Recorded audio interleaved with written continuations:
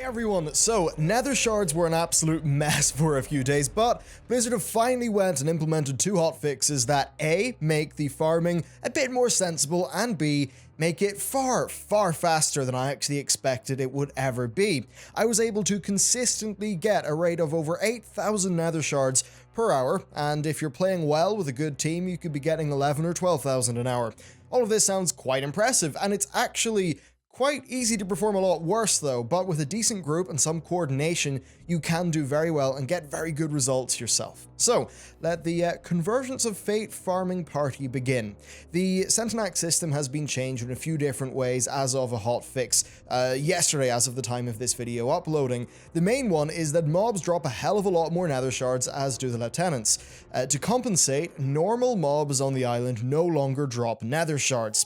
Now, when you go to the Sentenax, you really do need to farm it right. It's possible to waste a lot of time. The most important thing that you can do is not summon in the bosses, so do not use the epic beacons that drop. These summon in a boss, which prevents other beacons from being used, and then once killed, the boss puts the entire farming area on cooldown for 5 minutes. Now, you might think that this boss would drop enough shards to make it all worthwhile, but that is not the case. The boss drops like 200, which is nothing in comparison to the 800 plus you would have been able to farm in the 5 minutes where the ship was on cooldown because you killed the boss. So the second major thing you need to work out is positioning. You need to find a location where you've got easy, uncontested access to at least 3 portals. This is certainly harder to do in some locations than others, but you should be able to find a pretty good position. Now, executing this farm well involves killing as many mobs as you possibly can, and you'll want to, of course, get a few portals worth, so you really need to think about just where you're positioning your group. And speaking of your group, I found that 1 tank and 4 DPS, or 4 DPS and 1 healer, were both pretty good combinations to use. What is absolutely key though is tagging mobs, so being full melee is not ideal here. You'll want at least 2 ranged mobile classes to pull mobs into your death ball. A hunter is a good example of one that can do that well. Doing this is especially important if the farm spot is contested and you need to prevent mobs from going grey to other players.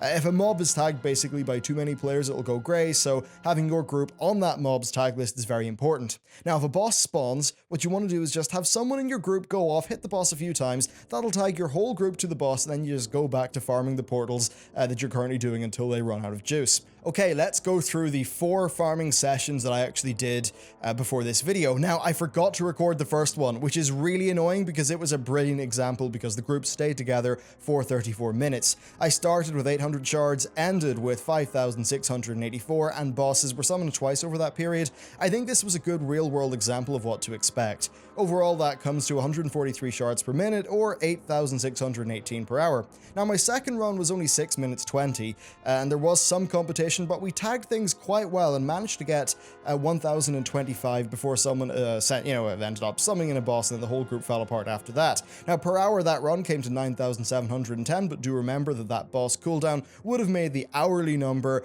actually a bit less in the real world. Now, my third run was a bit rubbish, only getting 626 shards in 7 minutes, but the final one was brilliant. Over 11 minutes, we farmed 2,111 shards for an hourly total of 11,514. However, if I add in the 5-minute duration to adjust for the respawn caused by, let's just say, 4 bosses being spawned in per hour, we would see that hourly total being around 8,000. Basically, you can get 8k per hour, perhaps even 10 or 12k per hour, if you're farming in a super effective group that knows what to do and is not spawning in bosses.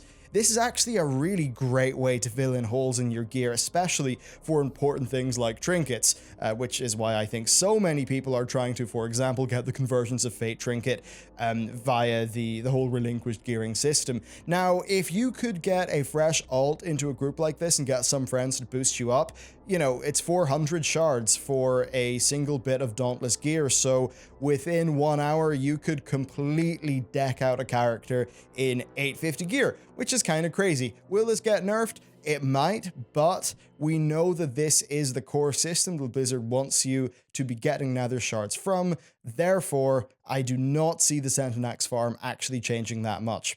So that's it for me, guys. Thank you very much for watching this video, and I'll see you next time.